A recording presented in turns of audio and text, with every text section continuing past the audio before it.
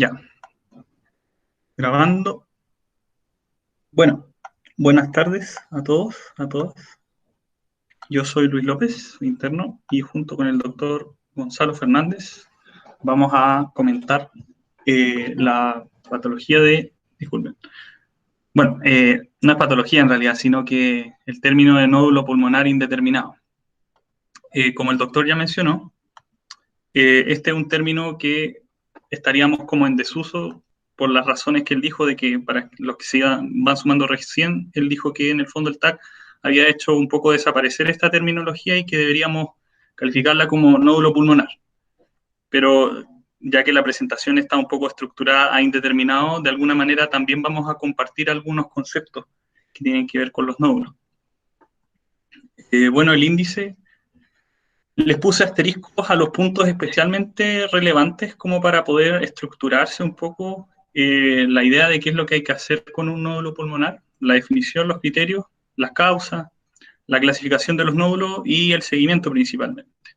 Este va a ser un seminario que tiene como por intención no ver como una patología, sino que trata de ser como un poco articulador a los hallazgos que uno pueda encontrarse. Partimos por la definición. Bueno, la definición del manual de la Universidad Católica y también de lo que se puede encontrar en UpToDate es que un nódulo pulmonar indeterminado se le llama solitario también. Los dos conceptos no encontré diferencia, por lo tanto yo voy a usar el de indeterminado. Es una lesión de menos de 30 milímetros o 3 centímetros rodeada de un parenquima normal, tal como dice ahí, sin linfoadenopatía, no cavitada, redondeada y límites precisos, sin otras lesiones en el parenquima pulmonar, sin diagnóstico luego de algunos estudios que puede corresponder a una patología maligna o benigna. Si se fijan, esto no es una patología, sino que es una definición del hallazgo de un examen de imágenes. Por lo tanto, aquí no hablamos del curso de alguna enfermedad de tal o cual, sino que se habla de un hallazgo, ni de la causa, ni del comportamiento, que si bien son cosas que uno puede encontrar y comentar, no sirve a la definición. Bueno, la epidemiología, la mayoría de las cosas, de los hallazgos que uno puede encontrar son incidentales, tal como uno va a encontrar un incidentaloma en la glándula suprarrenal. Ya, bueno, aquí encontramos un hallazgo incidental en el TAC, usualmente, o en la radiografía de tórax.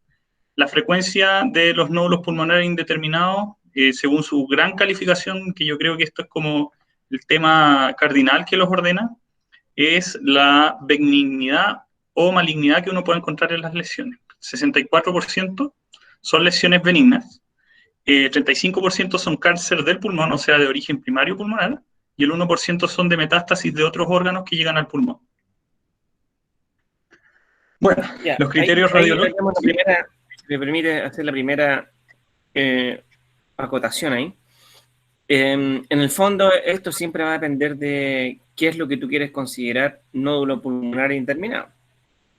Y más importante aún que eso, es a quién le estás haciendo el examen para encontrar este nódulo pulmonar indeterminado. Por ejemplo, si tú tomas todos los escáneres de tórax que se toman a una población de pacientes por cualquier razón, y tú ves la cantidad de nódulos pulmonares que hay, vas a tener un número de cáncer de pulmón, una frecuencia de cáncer de pulmón muy distinta a si tú le haces escáner a pacientes fumadores o si le haces escáner a pacientes que tienen un hallazgo de nódulo pulmonar en una radiografía. Yo diría que en términos generales, de acuerdo a la población a la que tú estás encontrando estos nódulos pulmonares indeterminados, la frecuencia de cáncer de pulmón va entre 50%, que sería en una población de altísimo riesgo y que en la radiografía se ha encontrado un nódulo pulmonar, hasta un porcentaje mucho más real que es cercano al 4-5% de malignidad.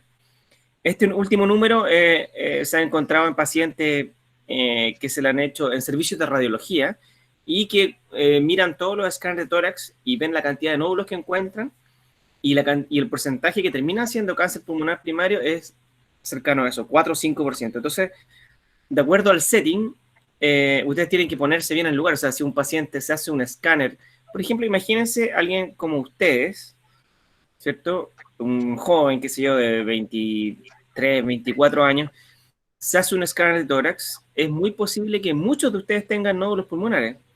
El porcentaje de malignidad en ese grupo de pacientes probablemente sea cercano al 1 al 2%.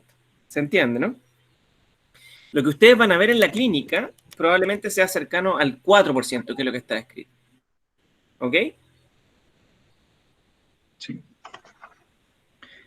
¿Se escuchó? Sí, ¿O sí, estaba sí, hablando sí en se el... escucha. Sí. Ok.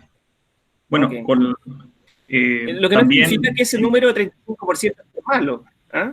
Sino que seguramente fue una población diferente. sí, probablemente, bueno, yo me basé en la bibliografía del manual de la Universidad Católica, entonces ellos tienen como sus propias referencias bibliográficas. Como usted dice, doctor, bueno, depende de la población de riesgo, el enfoque que vamos a tener, no somos salubristas, no sé, quizás algunos sí lo sean, pero lo importante ahí, claro, es de nuevo recalcar a quién nos estamos enfrentando. Y por otra parte, otro Sí, tema que también vamos a tener que discutir en algún momento es que están surgiendo enfoques novedosos con respecto a la detección precoz de cáncer de pulmón, y eso puede que a ustedes les toque vivir en algún momento algo así como un screening de cáncer de pulmón, que hoy día no está validado, ni reconocido, ni aprobado por todo el mundo, pero que eventualmente sí puede llegar a pasar. Y ahí los porcentajes de positividad de cáncer de pulmón van a estar mucho más cerca del 4% que del 50%. Me quedó Incluso la duda como de la probable es que definición. sean mucho menores incluso. ¿Mm? A ver, no sé si se escuchó. Sí, Me sí, había quedado como la duda de la definición de que como que asume que el paciente está asintomático o eso no necesariamente.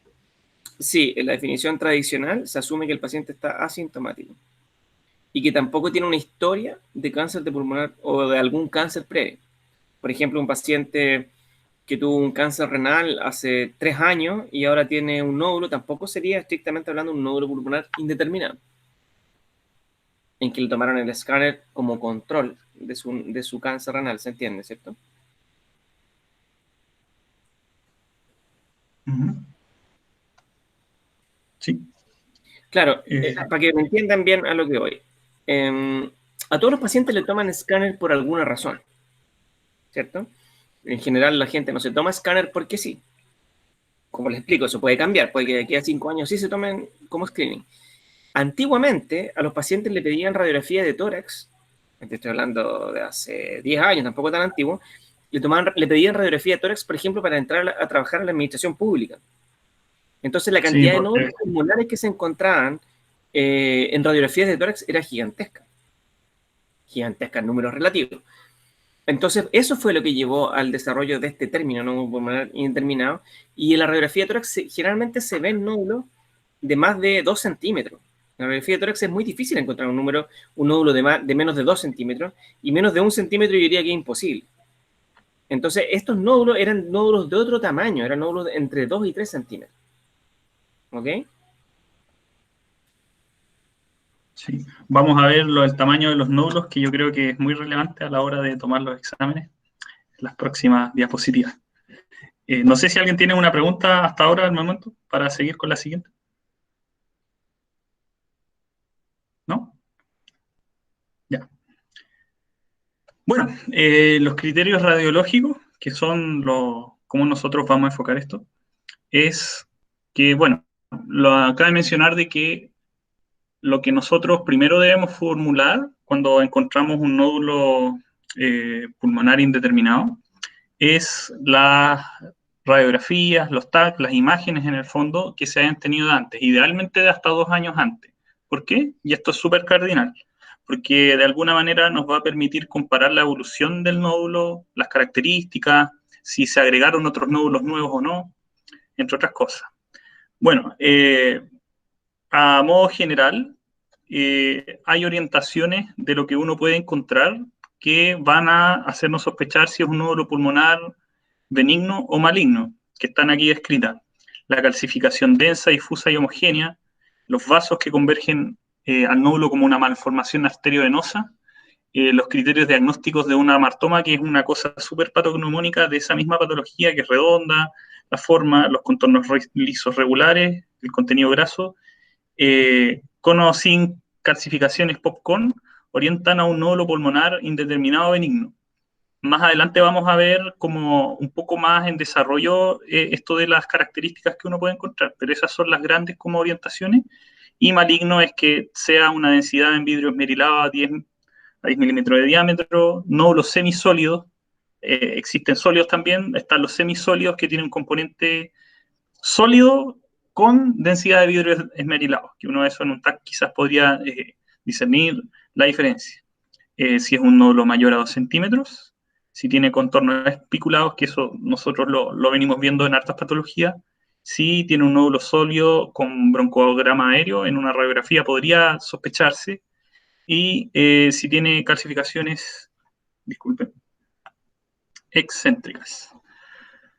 Bueno, esto anterior es súper importante, ¿por qué? Porque de alguna manera se va a acoplar con las clasificaciones que nosotros vamos a hacer a futuro, o sea, estas de acá, que estamos viendo.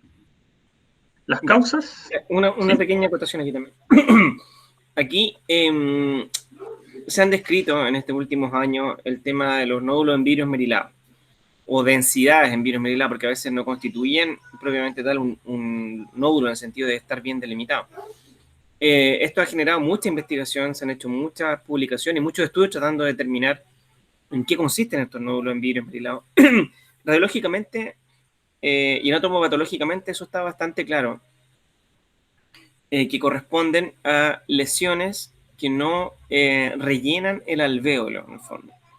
Al no rellenar el alvéolo, cuando el alvéolo está relleno, se produce la típica imagen de condensación, que en el fondo es una lesión sólida asociada a broncograma aéreo, ¿cierto? En el fondo, tanto radiológicamente como histológicamente, con pérdida de la estructura normal del parénquima pulmonar. En el virus esmerilado no hay pérdida del parénquima, no hay pérdida de la estructura normal del parénquima pulmonar, y en general se considera que es una lesión que es del intersticio pulmonar.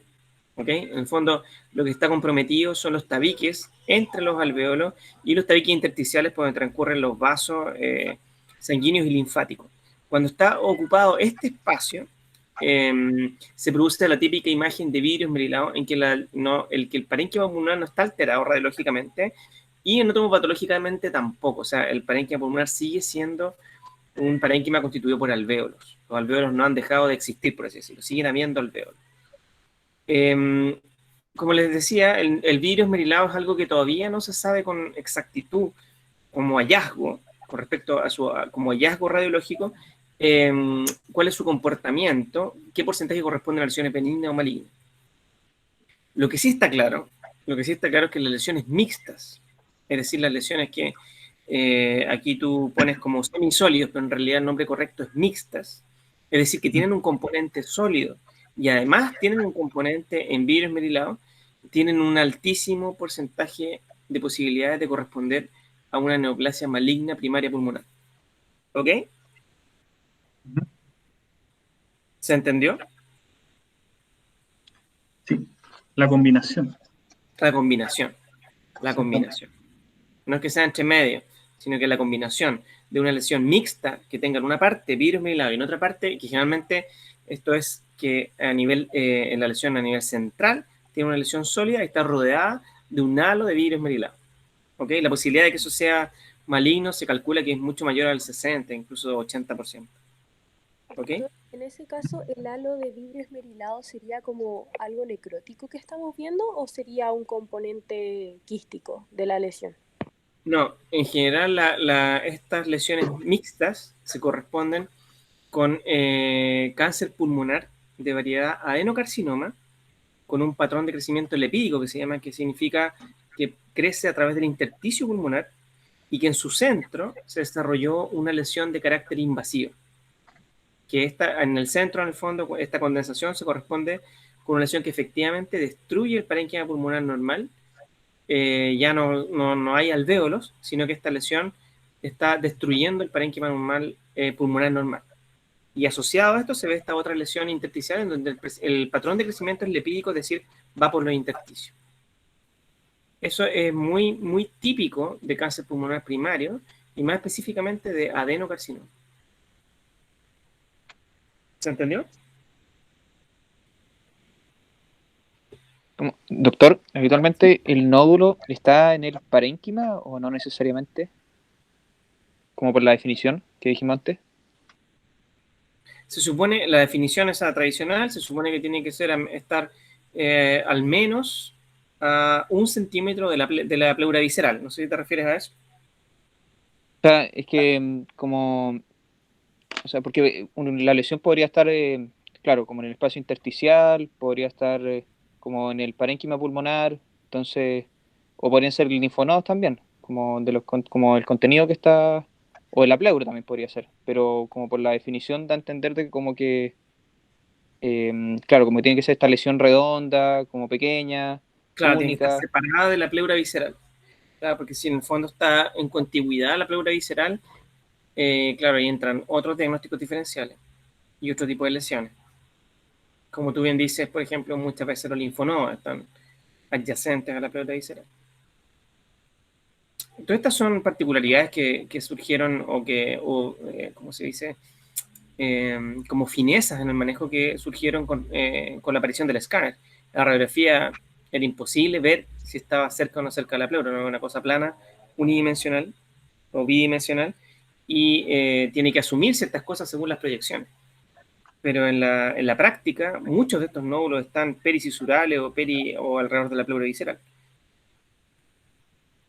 Por eso es que esta definición de nódulo pulmonar indeterminado se ha vuelto operativamente súper inútil.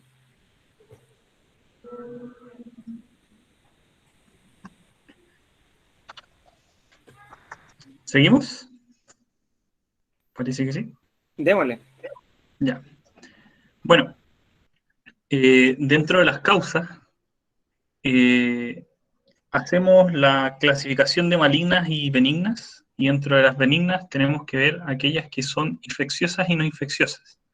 La mayoría de los nódulos pulmonares indeterminados benignos son por granulomas, y aquí tenemos una tabla que saqué directamente del UpToDate, que claro, tenemos, la seccioné un poco ahí, la segunda, en que tenemos, bueno, en la primera las causas de malignidad, el adenocarcinoma con sus lesiones características que ya tocamos, la otra variedad de cáncer de pulmón, destaca ahí el de células pequeñas por un patrón de crecimiento rápido y agresivo que nosotros vimos en la clase anterior, en las lesiones metastásicas, de cánceres de otro origen, el carcinoide, que también es como, digamos que tiene una categoría distinta a los anteriores, bueno, los linfomas, entre otros.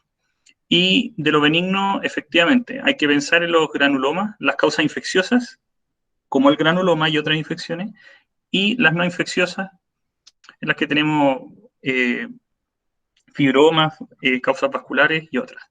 Los granulomas tendríamos que un poco irlo definiendo, las causas que tienen, tuberculosis destaca, el criptococo también, otras infecciones, bueno, puede ser por una falta como, por una inmunosupresión, podríamos tener un Pneumocystis jirovecii, una Ascariasis lumbricoides, un Aspergillus, etcétera. Ahí cabe mencionar que, bueno, los antecedentes de inmunosupresión y otros van a determinarnos un poco hacia dónde orientarnos para el cuadro del enfermo, no pensando solamente en la radiografía. No sé si tiene algo que agregar aquí, doctor. Eso es como el listado de diagnósticos diferenciales. En la práctica en Chile, que es lo que les va a tocar a ver a ustedes, hay diagnósticos que son muy extraordinariamente raros, como por ejemplo histoplasmosis, o coccidiomicosis, cristococosis, yo diría que es prácticamente imposible que les toque ver acá. Pero al contrario es mucho más frecuente aquí tuberculosis. En diferentes estadios, es uno de los grandes diagnósticos diferenciales. Dentro de los diagnósticos diferenciales infecciosos, el quiste hiatídico, que es lo que se refiere con quiste equinocócico, tiene manifestaciones radiológicas completamente diferentes, ya que se ve como una lesión quística en el escáner. Y eso sumado al antecedente epidemiológico, que son pacientes fundamentalmente rurales de determinadas regiones de Chile, hace el diagnóstico casi de certeza solamente con el escáner. Los abscesos bacterianos también tienen una presentación completamente diferente, al igual que el Aspergillus y el Pneumocystis jirovecii, que no se manifiestan como nódulos pulmonares. hay un contexto clínico en el fondo. En sinusitis Girovechi en pacientes inmunosuprimidos con inmunidad celular disminuida, y los pergilus son clásicamente pacientes hematológicos con leucemias o linfomas en tratamiento. Los tumores benignos son bastante raros en el pulmón, pero el más frecuente de ellos es el amartoma, ¿ok? Y lo que falta aquí en este cuadro son otro tipo de lesiones que son probablemente las más frecuentes que van a ver ustedes, que son los linfonodos comunes y corrientes que son informados en un escáner como nódulo pulmonar. También existen a veces secuelas de trauma o de cosas así que también son, o de neumonias que son informadas como nódulos pulmonares. Si uno piensa a un paciente, lo que les hablaba recién, no le hacen un escáner porque sí, generalmente le hacen un escáner o por un trauma, o por una tos, o porque están estudiando un cáncer de otro lado. Entonces, en esas circunstancias específicas van a tender a encontrar cosas. Las neumonias se pueden manifestar como nódulos pulmonares, se pueden ver como cosas nodulares. Pacientes con enfermedades autoinmunes tienen una gran posibilidad de tener nódulos reumatoides o de granulomatosis de Wegener, ¿cierto? Pero eso es el contexto del paciente, ¿ok? Pero lo que uno está buscando realmente, la importancia del nódulo pulmonar es que uno pueda diagnosticar de vez en cuando un cáncer pulmonar en etapa precoz. Entonces uno siempre tiene que estar finalmente enfocado a eso, porque diagnosticar una metástasis o un tumor benigno finalmente no tiene una gran relevancia para la vida del paciente. Tampoco cánceres muy avanzados, porque en el fondo operar o no operar, o hacer algo o no hacer algo, no va a cambiar el curso clínico del paciente, pero un cáncer pulmonar en etapa incipiente sí se produce un quiebre clínico que es brutal. O sea, operar un cáncer pulmonar en etapa 1 o 2 no tiene absolutamente nada que ver con operar un cáncer pulmonar en un paciente de etapa 3 o 4. ¿Ok? Entonces, ese es el fondo de esta cuestión. Eso es lo que uno apunta, eso es lo que uno quiere encontrar. ¿Ok?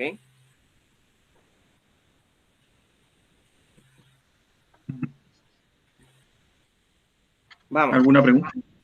Va. Sí.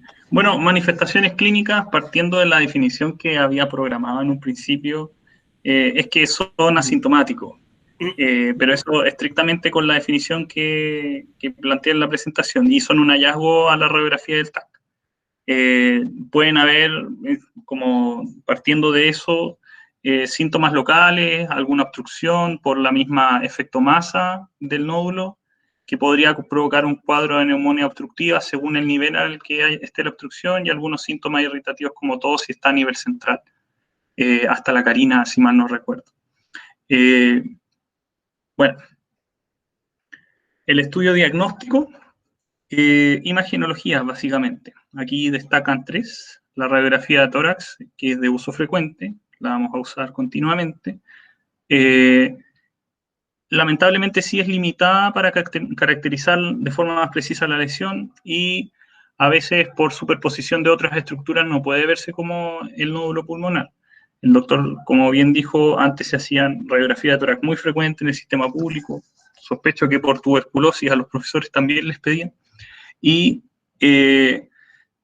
lo que aquí destaca es que es difícil con la radiografía de tórax detectar lesiones menores a 1 centímetro. Por lo tanto, como para hacerse una idea de que desde el punto de vista del tamaño no es tan fiable, no es tan fiable como el TAC de tórax, que sí permite establecer si hay un nódulo o hay varios. Linfonodos también, como dijo el doctor, entrega la ubicación en tercera dimensión y la relación con algunas otras estructuras, así como las características del nódulo que vimos en la parte anterior, en los criterios radiológicos, y vamos a ver posteriormente quizá en un poco más de detalle. El TAC de corte fino, que es como a lo que mejor podemos llegar, permite detectar lesiones de hasta 4 milímetros. O sea, un poco más del doble en cuanto a la precisión del tamaño respecto a la radiografía de tórax.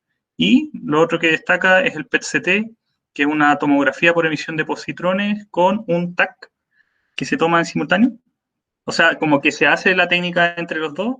Y bueno, la tomografía por emisión es un estudio metabólico de como la velocidad del metabolismo celular, y se usa una unidad que se llama el SUV, que era, bueno, no me acuerdo, era como Uptake Value, Sugar, Standard no me acuerdo. Uptake Volume. Sí, Standard Uptake Value, que son las unidades del PET, y cuando es mayor a 2,5 indica mayor probabilidad de malignidad. Y ahí se requeriría un mayor estudio. Es difícil, sí, que con este examen se detecten lesiones menores a 1 centímetro, igual que la radiografía de tórax. Tiene una sensibilidad y una especificidad relativamente buena, y la exactitud para detectar un nódulo pulmonar indeterminado mayor a 1 centímetro es bastante buena. Ahora bien, nosotros podríamos encontrar un proceso que no necesariamente es neoplásico y que nos arroje un alto nivel metabólico.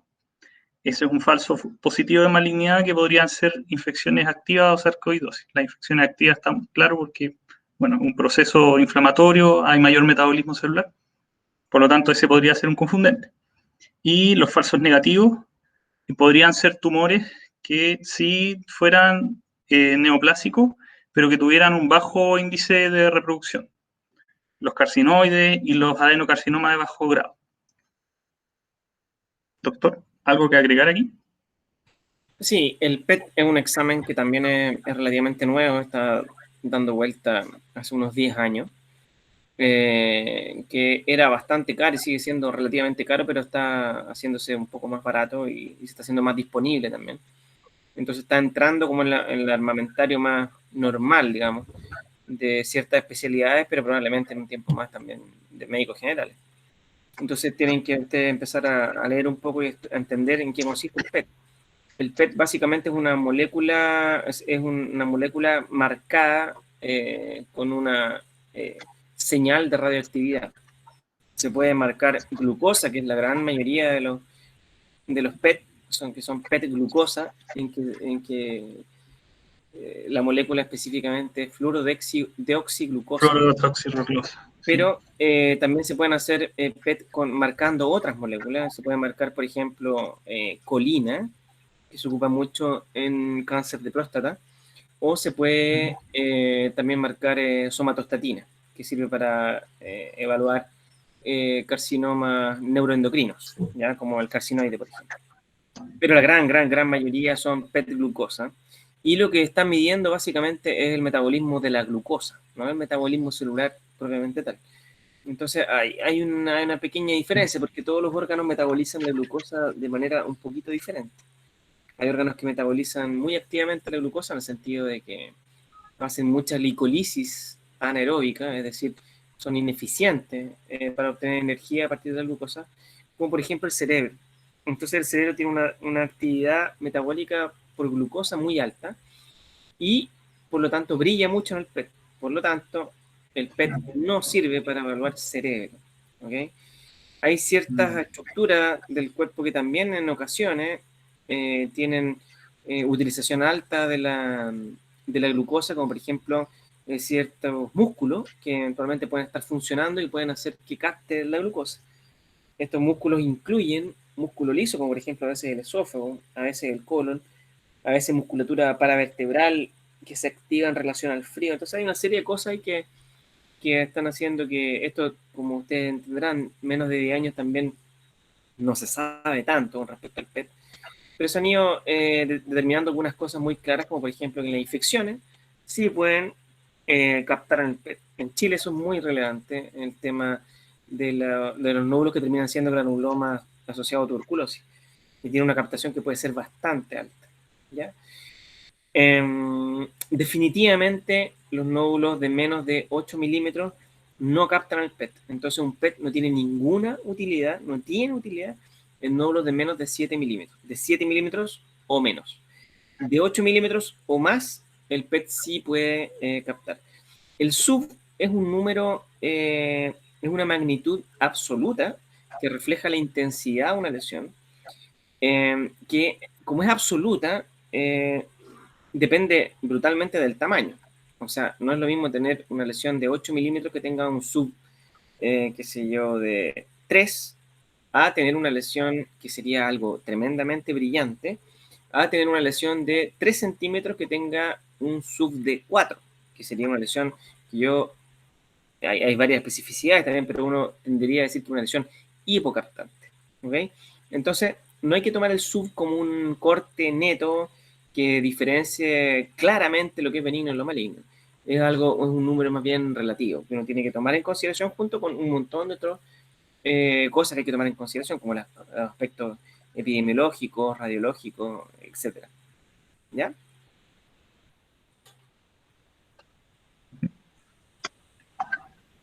¿Preguntas? ¿No? Bueno, aquí hay unas imágenes que rescaté de internet. Está el TAC y el PET-CT que se muestra y bueno, muestra básicamente los lugares en los cuales podemos ver el alto metabolismo de la glucosa, como para que se hagan alguna idea de la imagen que se podrían encontrar. La clasificación de los nódulos. Esta diapositiva que estamos viendo viene de la mano con la de los criterios radiológicos, como para hacer la reseña. Trabaja en base a esa. La clasificación es en relación a si hay riesgo de cáncer o no hay. Los parámetros clínicos, bueno, esta consta como de dos variables, están los parámetros clínicos y los de imágenes. Los clínicos son principalmente dos, los que vamos a usar como herramientas más poderosas, que es el índice paquete de años del tabaco y la edad. Y bueno, también están otros que de alguna manera nos podrían aportar a alguna manera a evaluar la gravedad del cuadro, como el EPOC, la exposición a tóxicos, si el paciente ha estado en algún lugar con altas emisiones de gases que puedan provocar neoplasia o asbesto, y los parámetros de imagen que son el tamaño, la forma, densidad y velocidad de crecimiento del nódulo. Esta tabla que está aquí básicamente trabaja en base a los parámetros anteriores y califica el riesgo. Mi recomendación es que se aprendan el riesgo intermedio, ya que si uno tiene la del riesgo intermedio bien aprendida, puede deducir los otros parámetros para ambos lados. Es mucho más sencillo. El tamaño entre 1,5 y 2,5 centímetros son el corte. El TAC son los criterios de nódulo pulmonar benigno, maligno, pueden haber mixtos, que son los que vimos en los criterios radiológicos anteriormente. La edad, entre 35 y 50 está el corte, y el índice paquete de año, que es si nunca ha fumado o si tiene un IPA menor a 20 o mayor. Esto nos va a dar de alguna manera el riesgo y nos va a hacer tomar una conducta al respecto. Doctor, no sé si ahí tiene algo que agregar. No, está muy bien. Es mucho más fácil para todo el mundo, sobre todo para ustedes que no trabajan específicamente con este tema de los nódulos pulmonares, aprenderse los cortes. Pero la verdad es que no existen cortes. La verdad es que no es lo mismo un paciente que tiene un IPA de 10, a un IPA de 30, a un IPA de 50 y a un IPA de 100. Es un espectro en que cada gradiente, cada número entrega un mayor riesgo. Por ejemplo, tamaño, yo les diría que yo si tuviera que hacer el corte lo haría en 8 milímetros. Para mí un nódulo de menos de 8 milímetros, o sea, 7 milímetros o menos, es de bajo riesgo, y si fuera de 5 milímetros o menos, yo diría que es muy bajo riesgo. O sea, en general, cuando ustedes estén en su práctica profesional y tengan un nódulo de menos de 5 milímetros, yo diría que la posibilidad que sea maligno es increíblemente baja. Entonces, ese es un nódulo que uno podría fácilmente controlar, digamos, con una escala en un año más, y si sigue igual, darlo de alta. ¿Ok? A partir de 8 milímetros, el riesgo empieza a aumentar. Y efectivamente, un nódulo que ya es de más de 2,5 milímetros es tremendamente riesgoso. Se me hace muy cuesta arriba no operar a un paciente con un nódulo de más de 2,5 centímetros, pero, como les digo, 2,5 no es lo mismo que 2,1, que 1,8. Y así, la edad también. La edad también puede ser muy, muy variable. Es muy raro ver un cáncer pulmonar en un paciente de menos de 30 años, pero hemos visto, ¿ok? Eso. Exactamente, como el doctor dice, aquí tenemos una tablita a la derecha arriba en que el porcentaje de malignidad el riesgo de que el nódulo que encontremos sea maligno va aumentando en relación al tamaño. Uh-huh. El tamaño, como vimos, Está muy bien. repasar clasificación, parámetros clínicos y de imágenes, son ambos los que nos van a ayudar a evaluar el riesgo. Ahora estamos en el de imágenes y eso se se desglosan en 4 aspectos que vamos a ver en esta diapositiva que está aquí. El tamaño, que es básicamente que es directamente proporcional a la correlación con el riesgo de malignidad, que fue lo que dijo el doctor, y que la tabla aquí respalda eso. Probablemente uno de 20 milímetros hay que tener alta sospecha de que sea neoplasia. La morfología del nódulo que encontremos, si es redondo, si es liso, que sugiere benignidad en su contorno, y si es espiculado, si sugiere malignidad, también pueden haber cavitaciones que nos hagan sospechar alguna patología. La densidad del nódulo, es relevante esto, lo vamos a poder ver en el TAC. Las calcificaciones, si tiene una densidad de vidrio esmerilado, bueno, eso ya lo desarrollamos anteriormente. Y aquí, como lo más concreto, un 60% de las patologías podrían ser malignas y habría que hacer como el diagnóstico diferencial entre una patología que sea inflamatoria o alguna infección y un adenocarcinoma de bajo grado. Por lo tanto, el vidrio esmerilado siempre hay que tenerlo en cuenta por esas patologías. Lesiones en un contexto de nódulos, claro. Lesiones sólidas pueden ser menos malignas que las subsólidas, claro, exactamente. Están las subsólidas que corregimos son mixtas, hacen más probable una malignidad que una sólida propiamente tal. Y sugerente de benignidad está como las características de popcorn central o laminada, que aquí tengo abajo en este cuadro un poco los patrones a los que me estoy refiriendo. Y la calcificación difusa sugiere que tengamos algún granuloma que se haya calcificado. La velocidad de crecimiento, esta la podemos evaluar en TAC seriadas. Voy a volver un poco a repasar el concepto de que siempre hay que revisar los estudios radiológicos previos que nosotros tengamos. Ojo con eso, que es importante como sistematizarlo. Por lo tanto, la velocidad de crecimiento la podemos evaluar a partir de un examen anterior. Y cabe mencionar de que un aumento o disminución brusca del tamaño sugiere lesiones inflamatorias infecciosas.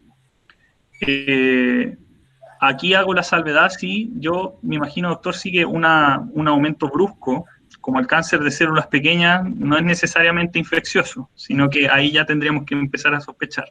Pero de alguna manera es como para, esto del aumento y la disminución brusca del tamaño es como para sugerir el espectro de causas con las cuales uno puede pensar. Y aquí puse la descripción de algunas neoplasias que duplican su tamaño y que tienen esa velocidad de crecimiento en los días pertinentes. De alguna manera esto también podría empezar a orientar la frecuencia con la que uno podría tomar algún examen o sospechar o de alguna manera comparar y ponerle ojo a las fechas de los exámenes al minuto de estar con el enfermo en la consulta. Doctor. No, está muy bien. El único detalle que es muy importante es que la duplicación a que te refieres tú aquí es de volumen, no del diámetro que se ve en el escáner. Sí, entonces, como es de volumen, es mucho más sutil de lo que parece. Por ejemplo, un cáncer epidermoide, que tú dices que se duplica en 100 días, podría ser que cambie su diámetro de 6 a 7 milímetros. Y resulta que el margen que puede medir un escáner tiene un más menos de 2 milímetros. Entonces está dentro del margen de error. Entonces es una cosa súper fina ahí el cuento, ¿ya? Si ustedes, por ejemplo, tienen un nódulo que mide 6 milímetros y 3 meses más mide 7 milímetros, ustedes no saben si se duplicó o justo el corte cayó al otro lado. Entonces hay que tener ojo con eso, ¿ok? Ah, sí, sí. Yo les diría que en general es muy raro encontrar un cáncer de células pequeñas que no dé síntomas y que sea chico. Es extraordinariamente raro. Pero tienen que haber. Entonces uno tampoco puede decir, bueno, no puede ser. No, pues sí puede ser, pues siempre puede ser. Cualquier cosa puede ser. ¿Ok? Claro. Sí, pero hay el punto es que uno controla los nódulos mínimo a los 3 meses. Si uno controla a menos de 3 meses, es totalmente contraproducente. ¿ok? Entonces, si ustedes quieren controlar, tiene que ser control a los 3 meses, mucho más razonable controlar a los 4 meses, y más razonable aún controlar a los 6 meses. Porque a los 6 meses sí ha pasado un tiempo que permita medir la aparición de un crecimiento en un cáncer pulmonar, ¿ok? Ahora, si ustedes tienen la fuerte sospecha de que su nódulo es inflamatorio infeccioso, ustedes pueden también controlarlo un mes y ver que haya desaparecido, que es algo que uno también ve a veces. Por ejemplo, aquí el contexto es distinto, pero por ejemplo uno encuentra en un paciente un escáner, un nódulo de 2 centímetros, 20 milímetros, o sea, algo que es claramente muy sospechoso y muy quirúrgico. Pero a ustedes les parece que el paciente tiene una historia de fiebre o que tuvo tos y les parece que eso puede corresponder a una neumonía. Uno en ese caso le pide un escáner de control a un mes, cosa de ver si hay algún cambio. Si un mes después el nódulo en vez de 2 centímetros mide 1,5 centímetros, ahí uno se queda tranquilo. Si por el contrario, un mes después sigue midiendo 2 centímetros, o sea, es un nódulo persistente, ahí la posibilidad de que sea algo neoplásico es mucho mayor. Como en el COVID, por ejemplo. ¿Cómo? Como en el coronavirus, como el escáner de control. Claro, pero eso es distinto. Sí, pero sí te entiendo, sí, es más o menos, Sí, sí. es más o menos lo mismo. Como, claro, haciendo alguna analogía. Claro, que no debiera haber un cambio, uno no tiene que esperar cambios tan rápido, ¿cierto? Sí. Bueno, eso relevante, sí. Que claro, es el volumen, no el diámetro, porque claro, la circunferencia no es como, claro, pi por r al cubo es como el área que uno puede calcular en circunferencia, así que ese es un detalle importante. Sí, ahí. Bueno, diagnóstico diferencial, ya tocamos un poco esto dentro de las causas y toca ver como algunas características de los nódulos. Un granuloma básicamente vamos a tener que tiene bordes lisos y la calcificación es sólida o laminada, según podemos como orientarnos con este cuadrito que está aquí abajo. El amartoma es súper característico, tiene bordes como lóbulos, calcificaciones en anillo y grasa en su interior, patognomónico. Las malformaciones arteriovenosas también los mismos bordes, calcificaciones muy extraños y lo que la caracteriza, bueno, como es una malformación arteriovenosa, tiene algunos vasos nutricios alrededor. Los hongos tienen un nódulo que los rodea un halo, el cáncer de pulmón es espiculado, con lóbulos, la calcificación es distrófica, tiene algunas lesiones necrosadas y cavitaciones, un adenocarcinoma de bajo grado. Vimos que tenía una opacidad de vidrio esmerilado, por lo tanto, siempre que hay vidrio esmerilado en una lesión mixta hay que pensar en esto, o hay que hacer el diagnóstico diferencial de pensar si es una patología inflamatoria infecciosa. El nódulo es parcialmente sólido, ahí ya el doctor lo dijo, es mixto, tiene algún espacio de quiste y es un lento crecimiento que tiene. El carcinoide tiene bordes lobulados, algunas calcificaciones distróficas, y las metástasis son inespecíficas. Eso. Bueno, el tratamiento, en general, lo vamos a hacer en base a la evolución clínica, los datos epidemiológicos, las imágenes que tengamos y la calificación que hicimos del nódulo, según sea el riesgo bajo, intermedio o alto. Se debe continuar con el estudio de lesión.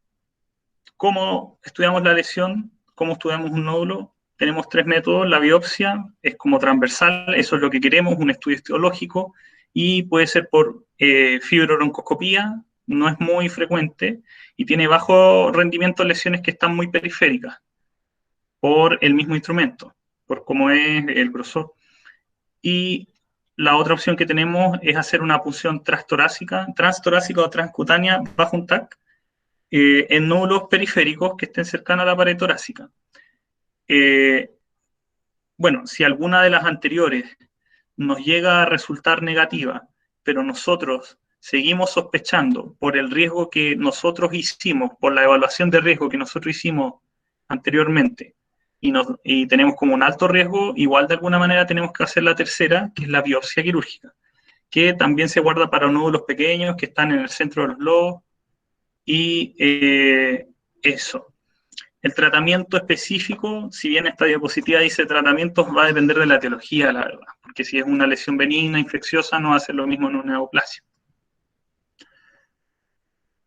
El seguimiento. Sí, Vuelvo doctor. atrás, hay un par de cosas ahí que no están tan correctas. Mira, lo de la punción bajo TAC está muy bien, pero la biopsia por fibrobroncoscopía no tiene, yo diría que ningún rol en lesiones periféricas. ¿Ok? La broncoscopía tiene roles básicamente en lesiones de carácter más central. ¿Ok?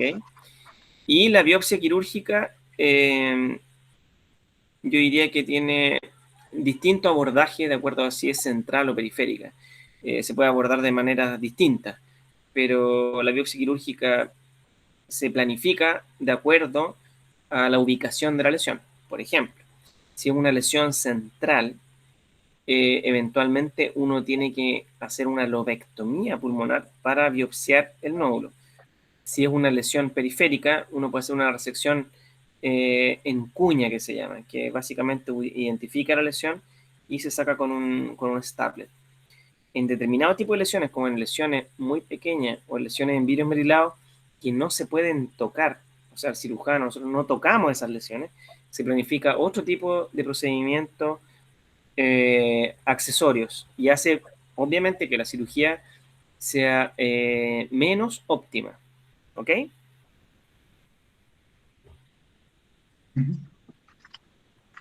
Sí.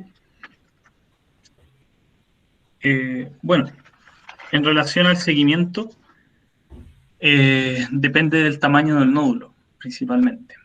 Los nódulos de menor a 4 milímetros, en general no precisan seguimiento. Sí se hace un TAC al mes. Si no hay cambios, no se hacen controles. Cabe mencionar sí que si es que encontramos un patrón en vidrio esmerilado, hay que seguirlo por 5 años por todas las características que vimos anteriormente, por riesgo de cáncer, ya que puede ser que haya un lento crecimiento y que nosotros de alguna manera estemos infravalorando ese patrón. No olvidarse. Si es mayor a 4 o 6 milímetros, hacemos el TAC en 6, 12 meses, si no se hacen 12, y bueno, el cuadro hay que aprendérselo de alguna manera.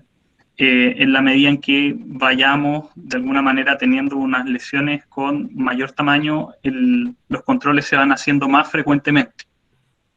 Y si no hay cambios, en cierto periodo no hay más controles en general.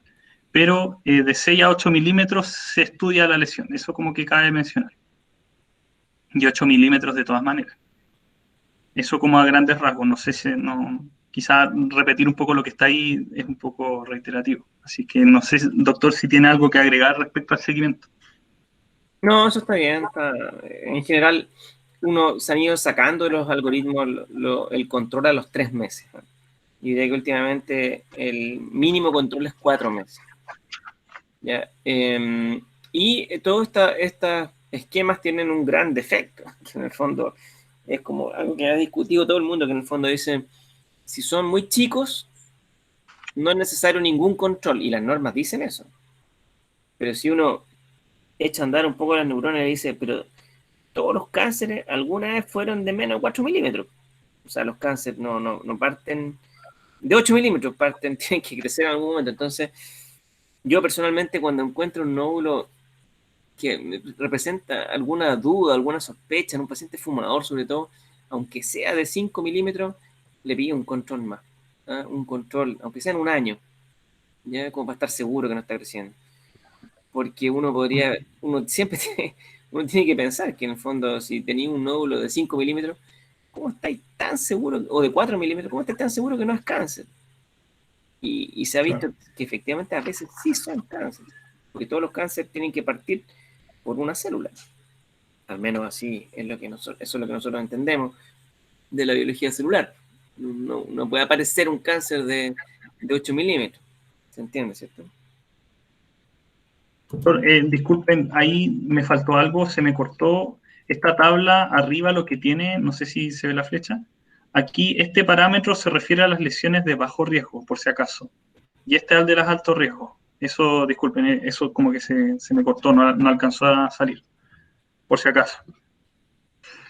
haciendo esa salvedad, es como eso, nódulo pulmonar indeterminado. Cabe mencionar como capítulo complementario los nódulos pulmonares múltiples, porque quizás, bueno, también nos los vamos a encontrar. Es un enfoque distinto al del de indeterminado. Hay que pensar en los linfonodos, como dijo el doctor. Y haciendo esa salvedad, la mayoría puede ser por metástasis, infecciones por tuberculosis, hongos. Ahí cabe mencionar, si es que es metástasis, hay que ver los antecedentes de patología neoplásica, ver cómo está la mamografía, el PAP, si es que tuvo algún síndrome ulceroso, pensar en las neoplasias más frecuentes. Y patrones de inmunosupresión que nos podrían hacer sospechar de hongos o TBC. Mayor probabilidad de ser metástasis si hay mayor cantidad de nódulos, exacto. Suelen ser unos nódulos, si bien indeterminados, podríamos encontrar algún patrón esférico y bien definido. Eso me parece un poco contradictorio lo que encontráis, porque por un lado dicen que son indeterminados y por otro dicen que son esféricos y bien definidos. No sé, doctor, ahí cómo podríamos discernir, pero eso. Causas son neoplásicas, inflamatorias, las vamos a ver en un cuadrito siguiente. Y el origen extratorácico es más frecuente en metástasis pulmonares, o sea, los cánceres que llegan más al pulmón, es mama, colon, riñón. Aquí hay una pequeña tabla que habla del origen de los nódulos pulmonares múltiples. Hay que destacar la metástasis, los linfomas, inflamatoria hay que ver los granulomas, los hongos, hay que evaluar lo que ha hecho las infecciones oportunistas, si es que tiene alguna inmunosupresión, y las otras causas que salen ahí. Eso, doctor. Está muy bien, está muy bien. Yo creo que conversamos todos los aspectos relevantes. Tal vez falta algo que ustedes van a ver cuando tengan el seminario de cáncer pulmonar, que es un poco la epidemiología del cáncer de pulmón en el sentido de los factores de riesgo, que eso tiene que tenerlo uno muy en mente, y no solamente el tabaco, sino que también otros factores de riesgo que existen en Chile.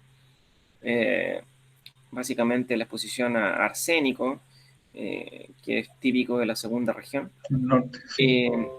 Y otros factores que tal vez podría mencionar, algunos factores ocupacionales, como exposición a asbesto, mineros, que tienen factor de riesgo elevado a cáncer de pulmón. Eso, los nódulos pulmonares múltiples es otro tema, pero que en realidad debería ser parte de lo mismo, porque es muy habitual que uno tome un escáner a un paciente por un nódulo pulmonar y aparecen otros nódulos también, que son generalmente linfonodos, que son otras cosas, pero que le dan el sello y ya no ser lo mismo que un nódulo pulmonar único.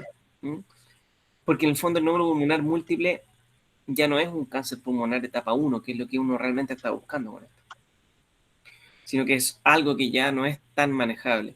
Sin embargo, sí tiene importancia por el tema diagnóstico, o sea, es muy importante diagnosticar. Ya no le va a cambiar la vida al paciente, pero sí diagnosticar una metástasis pulmonar de algún origen indeterminado o alguna enfermedad reumatoidea, inmunológica que no esté diagnosticada. ¿Ok? Eso. Doctor, a mí quedó una duda, ¿Sí? como un poco más del manejo en sí. Por ejemplo, pensando en que ya muchos de nosotros o se pueden estar enfrentando a estos tipos de pacientes, digamos, asintomáticos, que por un hallazgo, digamos, de alguna radiografía aparece un nódulo pulmonar, pensando un poco en cuándo como nos podemos hacer cargo nosotros y cuándo hay que derivar. Claro, por eso es muy importante que ustedes tengan estas cosas en mente. Al final, me es muy difícil decirles cosas como zanjar el tema, decir, el paciente tanto, ustedes tienen que derivarlo o no, porque hay muchas cosas que hay que tomar en cuenta. Claro. O sea, por ejemplo, dijo el de más de 8 milímetros, como que ese hay que estar Yo diría más que encima. un nódulo de más de 8 milímetros, si lo quieren controlar ustedes como médicos generales, tienen que ser súper estrictos en el seguimiento, ya, y controlarlo cada 4 meses con escáner, y ustedes perfectamente lo pueden controlar. Y si encuentran que el nódulo crece, ahí lo darían en ese momento. Y los especialistas en general agradecemos que nos lleguen los pacientes bien derivados y con algo que sea relevante para que valga la pena la intervención de uno. A uno le da lata ver pacientes, los ve igual, obviamente, pero le da lata ver pacientes derivados por nódulos de 4 milímetros, y no se pueden ni operar, imagínate. Ahora, nosotros como cirujanos de tórax tenemos el gran filtro de los broncopulmonares, que ellos son los que ven básicamente el broncopulmonar. Entonces, derivar a un broncopulmonar, un nódulo pulmonar también es lo mismo. Yo tomaría en cuenta todos los factores de riesgo, pero siempre pensando en esto, que lo que realmente importa es diagnosticar un cáncer pulmonar de etapa 1, porque ese es el único paciente que realmente vamos a hacer una diferencia. Entonces, si uno piensa de esa manera, cuando habla de riesgo, debería pensar en la exposición a factores de riesgo, debería empezar en aspectos radiológicos que den un mayor nivel de peligrosidad, ¿no? Y debiera pensar también en el estado general del paciente, que alguien que preguntaba eso por el chat. Por ejemplo, si tenemos un paciente postrado de 90 años que en realidad no va a poder someterse al tratamiento agresivo, que es el tratamiento del cáncer pulmonar de etapa 1, tampoco tiene tanto sentido. Pierde la relevancia de este examen, ¿ya? A ustedes yo siento que les va a tocar ver algo así como un screening de cáncer pulmonar, que se van a llenar de nódulos pulmonares. Piensen que hoy día el cáncer pulmonar es el cáncer que produce más muertos en Chile, ¿ya? Entonces, su importancia y su impacto en la salud pública es brutal, siendo Chile además uno de los países con mayor incidencia de tabaquismo de Latinoamérica y del mundo. Entonces, este ejercicio que por una parte siempre lleva a bajar el perfil y a decir, no, si estos nódulos no son nunca nada, siempre está el fantasma detrás de que efectivamente sea un cáncer pulmonar. Y lo que uno ha visto en los últimos años, efectivamente, es que están llegando más pacientes con cáncer pulmonar etapa 1. Y justamente por eso, porque se está haciendo más popular el escáner y se toma el escáner por cualquier razón. Pero si uno desestima esa razón como, porque sí, le dieron el escáner porque sí, apareció un nódulo, chao, se está cayendo en el riesgo de caerse al otro lado, de dejar de lado algunos pequeños, pocos pacientes con cáncer pulmonar etapa 1, que son más o menos entre el 20 y el 25% de los pacientes con cáncer pulmonar que llegan finalmente a tratamiento. Yo diría que esos factores tienen que tomarlos ustedes en cuenta, no poner límites, aunque sí, un límite que sí yo pondría es el nódulo de bajo 5 milímetros. Un nódulo bajo 5 milímetros lo pueden ver ustedes como médicos generales perfectamente. Lo más posible es que no tenga ninguna relevancia, lo pueden controlar. Esto genera ansiedad en los pacientes. Los pacientes van a llegar a verlo a ustedes con un informe que dice nódulos pulmonares indeterminados, de qué sé yo, de 4 milímetros, y el paciente está pensando que tiene un cáncer pulmonar porque el informe va a decir eso. Entonces ahí usted como médico general les va a tocar el rol de bajar la ansiedad y hacer lo que tienen que hacer, que es controlarlo. Probablemente también a ustedes les va a tocar una época en que el PET tenga mucha mayor disponibilidad y un médico general pida un PET, ¿ya? Eso hoy día es como bien inimaginable, pero tal vez en 10 años más sí va a ser súper imaginable. Y van a tener que, por eso tienen que también empezar a instruirse en este examen. Y lo otro, la misma como contaminación atmosférica, no sé, vivir en Santiago, el ser fumador pasivo, bueno, pero sin tener un IPA alto, por supuesto, o no fumar, ¿influye en que aparezcan como estos nódulos como benignos? Pero no hay estudios, ¿no?, que avalen lo que tú estás diciendo, pero todos tenemos la sensación de que efectivamente el paciente santiaguino tiene más linfonodos, por ejemplo, tiene más antracosis, son pulmones como más oscuros, más negritos, y tienen mayor frecuencia de linfonodos, pero eso no hay ninguna literatura que avale eso que estamos diciendo. En anatomía de primer año uno podía ver eso. Claro. Doc, una consulta. Los mineros tienen mucho más esta antracosis y eso obviamente hace que tengan más nódulos y se encuentren más cosas. ¿Sí? Doc, una duda. No sé si puede ser muy estúpida la pregunta, pero cuando hablamos de un nódulo pulmonar indeterminado, básicamente estamos hablando de que no sabemos si es benigno o maligno. Claro. ¿Cierto? Uh-huh. Entonces, ¿en qué momento deja de ser indeterminado? Porque en la definición del nódulo pulmonar indeterminado, como mostró acá Luis, habla de nódulos redondeados, liso, de menos de 3 milímetros. Entonces, si es que lo vemos después en la diferencia entre los nódulos benignos y los nódulos malignos, ¿sigue siendo un nódulo pulmonar indeterminado benigno o sigue siendo ahora un nódulo pulmonar benigno o un nódulo pulmonar maligno? No, la verdad es que uno debería hablar solamente de nódulo pulmonar, no de indeterminado, benigno, maligno. Uno, mientras no tenga biopsia, un nódulo es un nódulo pulmonar, que puede ser más sospechoso o menos sospechoso. Ese segundo apellido en realidad se está haciendo súper irrelevante. El primer apellido es lo importante, que es pulmonar, nódulo pulmonar. Lo otro que es importante es que si es de más de 3 centímetros ya deja de ser un nódulo. Eso se considera una masa y eso es completamente diferente. Otro estudio, otro abordaje. Yo creo que sirve solamente para enredarse y para confundirse y para no manejar apropiadamente al paciente. A menos que obviamente tengas biopsia. Si tienes biopsia, ahí estamos hablando de otra cosa. Súper, muchas gracias.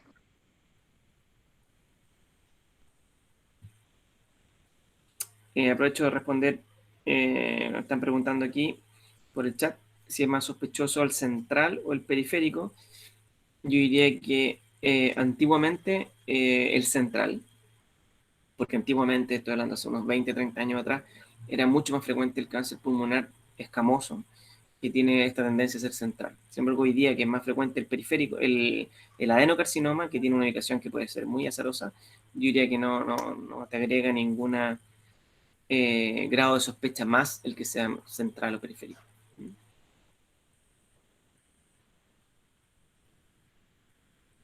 Lo mismo también antes se decía mucho que los lóbulos superiores tenían mucho más riesgo que los inferiores. Eso también cayó en desuso.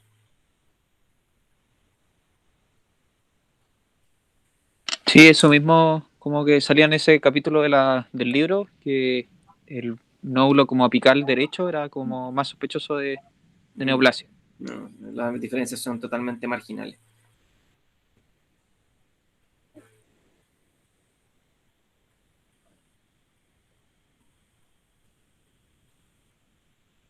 Bien, muchachos, estuvo bueno el seminario. ¿Todos pudieron conectarse bien? ¿Escucharon bien? ¿Vieron bien? Yo me imagino que como estás grabando, Luis Pedro, esto se lo puedas poder mandar a tus compañeros después y lo podrán Sí, ver los que no pudieron sí, sí. verlo. ¿Mm? De todas maneras. De todas maneras. Lo que sí me van a tener que de nuevo recordar cómo lo paso el archivo, porque eso se me olvidó. Pero ahí les pregunto a ustedes. Esto te lo mandan por mail. Tú para ahí la cuestión y te llega un mail con el link que va al video. Se Y guarda lo en tu puedes drive. enviar. Es súper simple. Se guarda en tu drive y de ahí lo puedes compartir al drive donde estamos recopilando todo. Ya, bacán. Hasta yo lo puedo hacer, imaginen. Bien. Ya, muchachos. Que estén bien. Gracias, Doc. Ya, pues, Muchas gracias, Doc. muchas gracias. Muchas gracias, doctor. Gracias.